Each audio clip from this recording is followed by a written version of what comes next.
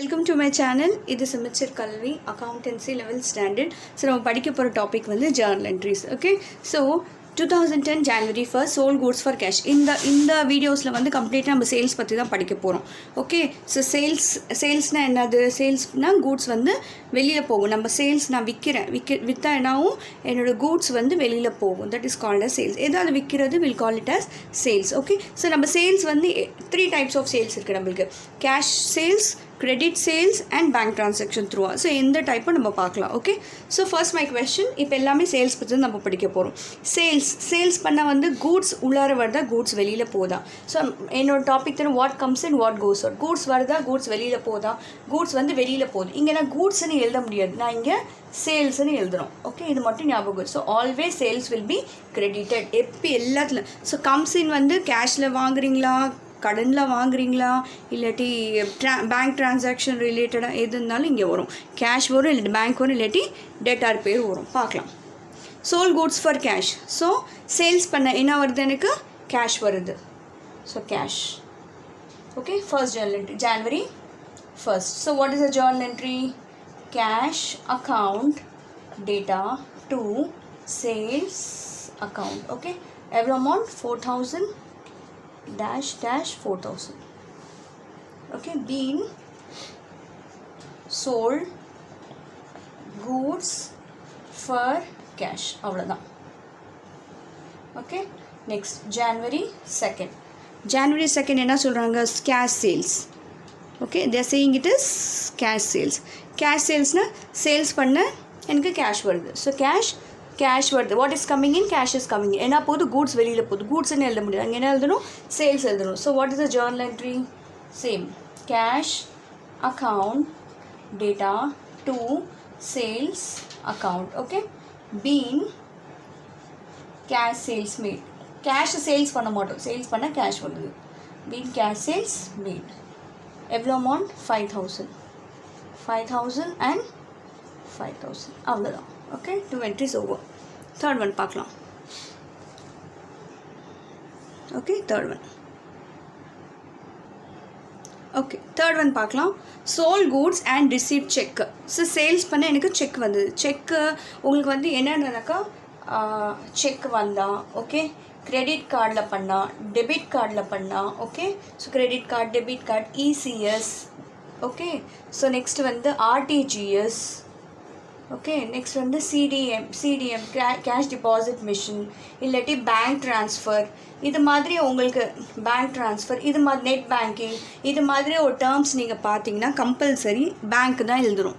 ஓகேவா? Cheque, debit card, credit card, ECS, RTGS, CDM, bank transfer. So இது மாதிரி terms உங்களுக்கு எப்பயுமே பேங்க்குன்னு தான் எழுதணும். ஓகே, ஞாபகம் வச்சுங்க. Sold goods and received check. So என்ன வருது? நம்மளுக்கு செக் வருது. நான் செக்குன்னு எழுத முடியாது. பிகாஸ் நாங்கள் என்ன எழுதணும்? பேங்க் எழுதணும். What is going out? Goods are going out. That is nothing but sales. நான் என்ன சொன்னேன்? கூட்ஸ் வெளியே போட்டு கூட்ஸ் எழுத முடியாது. நான் என்ன எழுதணும்? சேல்ஸ் எழுதணும். So what is a journal entry? January 3rd. Bank account data to sales account. Bank account data to sales account. Okay, so every amount 2000. Being sold goods and received check. Full question எழுதலாம். Received check. அவ்வளோதான். Okay, next 4th. January 4th என்ன கொடுத்துருக்காங்க? வெறும் sales தான் கொடுத்துருக்காங்க. சேல்ஸ்னால் என்ன? சேல்ஸ்க்கு cash sales தான் எடுத்துக்கணும். ஓகே, வெறும் சேல்ஸ் கொடுத்தாலும் it is nothing but cash sales. So sales பண்ண என்ன வரும் எனக்கு? What is coming in? Cash is coming in. Sales பண்ண எனக்கு காசு வரும். So what is coming in? Cash is coming in. What is going out? Goods are going out. Goods பிளேஸ்னால் எல்லாவது சேல்ஸ் எழுதணும். January 4th நான் என்ன எழுத போகிறேன்? Cash account data to sales account. Okay, so வெறும் சேல்ஸ் கொடுத்தாலும் journal entry cash account data to sales account. எவ்வளோ? 10,000. So 10,000 and 10,000. Okay, 10,000. Being narration ஃபுல்லாக being sales made. Okay, right. So next பார்க்கலாம். Right. Next entries பார்க்கலாம். இது வந்து கம்ப்ளீட்டாக credit பேசிஸில். Okay, credit basis plus credit I mean எப்படி analyse பண்ணணும்னு சொல்லிட்டு. ஓகே, இந்த 3 entries. January 6th sold goods to current on credit. Credit சொன்னாவே it is a கடன். ஓகே, கிரெடிட் சொன்னால் கடன். ஸோ நீங்கள் வந்து சேல்ஸ் பண்ணுறீங்க. எப்படி சேல்ஸ் பண்ணுறீங்க? கடனாக சேல்ஸ் பண்ணுறீங்க. So my first question, what is going out? எனக்கு வந்து sales, that is goods are going out. நீங்கள் சேல்ஸ் எழுதுவீங்க, கரெக்டாக? ஆனால் நீங்கள் எப்படி கடனில் வாங்கியிருக்கீங்க, கடனில் விற்றுருக்கீங்க. ஓகே, நீங்கள் தான் விற்றுருக்கீங்க கடனில். ஸோ அவன் காசு கொடுக்கல, அவன் செக் கொடுக்கல. ஓகே, அவன் கிரெடிட்டில் கடனில் வாங்கியிருக்கான். அதனால அவங்க பேர் எழுதணும். இந்த கடன் என்ன சொல்லுவாங்கன்னா டெட்டார் சொல்லுவாங்க. ஓகே, டெட்டார் நம்மளுக்கு காசு கொடுக்குறவங்க. ஸோ நான் என்ன பெறுவேன்? கேஷு. இந்த பிளேஸில் கேஷ் எழுதலாம், பேங்க் எழுதலாம். ஆனால் இவன் வந்து கடனை வாங்கியிருக்கிறதுனால அவங்க பேர் எழுதுறேன். ஓகேவா? So January 6th. So what is the journal entry? Current account data to sales account. எதுக்கு கடனில் வாங்கியிருக்கான்? Being goods sold on credit. எவ்வளோ அமௌண்ட்? 500. ஸோ 500, இது ஒரு 500, அவ்வளோதான். ஓகே, ஸோ நெக்ஸ்ட் பார்க்கலாம். 7th sold goods to Rahim. நான் ஒன்றுமே கொடுக்கல, அவன் காசு கொடுத்தானா கொடுக்கலையா, ஒன்றுமே கொடுக்கல. So it is assume that கடன் ஓன்லி. ஓகே, ஸோ எதுவுமே அமௌண்ட் கொடுக்கல. அவன் காசு கொடுத்தானா கொடுக்கல எனக்கு தெரியாது, ஆனால் இது கடனாக தான் எடுத்துக்கணும். ஓகேவா? sold goods to Rahim 2000. It is nothing but he sold it for கிரெடிட்டில் வாங்கின மாதிரி தான் எடுத்துக்கணும். Okay, so same. So sales வெளியில் போகுது, ஸோ கடன். ஸோ ரஹீம் வருவாங்க. ஓகே, ரஹீம் வந்து நம்ம எடுக்க முடியாது, அவன் காசு கொடுத்துட்டான்னு சொல்ல முடியாது. ஏன்னா இட் இஸ் கடனில் வாங்கின மாதிரி நம்ம எடுத்துக்கணும். Okay, so entry same entry. So January 7th. So Rahim. So அதுக்கு இந்த 2 டிஃப்ரென்ஸ் கொடுத்தேன்.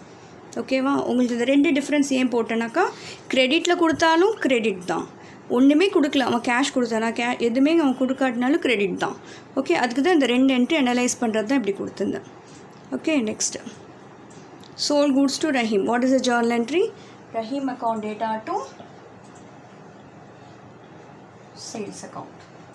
Okay, being goods sold on credit. Okay, so எவ்வளோ amount? 2000 and 2000. Okay, so last one. Being goods sold to Rahim, journal entry, Rahim account data to sales account. Okay, it's last. Okay, next sold goods to Rahim and received through RTGS. RTGS na real time gross settlement. Okay, it is also relating to bank. நீங்கள் காமெண்ட்ஸில் நம்ம படிப்போம் next அது பற்றியெல்லாம். Okay, so real time cross settlement. Okay, நான் வந்து sales பண்ணுறேன், எனக்கு goods வருதா வெளியில் போதா, கூட்ஸ் வந்து வெளியில் போகுது. ஸோ நான் சேல்ஸ்ன்னு எழுதுவேன், கரெக்டாக? ஆனால் எந்த வழியாக எனக்கு வந்தது? RTGS வழியாக வந்தது. சப்போஸ் இது 5 lakhs. ஓகே, RTGS வழியாக வந்தது. ஓகே, ஸோ RTGSனால் என்ன சொன்னேன்? Bank. So what is the journal entry? January 8th. நீங்கள் கேட்கலாம் கொஸ்டின், இங்கே ராம் இருக்கலாம். ஆமாம், குட் சோல்ட் டு ராம். ஆனால் அவன் காசு எனக்கு கொடுத்துட்டான், அதனால ராம் வந்து வரமாட்டாங்க. ஓகேவா? ஸோ ராம் வந்து வரமாட்டாங்க, ஏன்னா சேல்ஸ் பண்ண எனக்கு காசு கொடுத்தா எனக்கு என்ன பிரச்சனை? ஸோ அதனால ராம் வரமாட்டாங்க.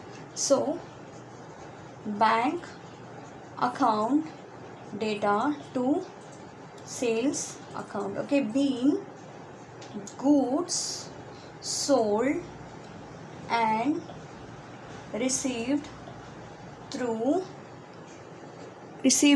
RTGS. Okay, நீங்க நீட்டா எழுதிக்கீங்க.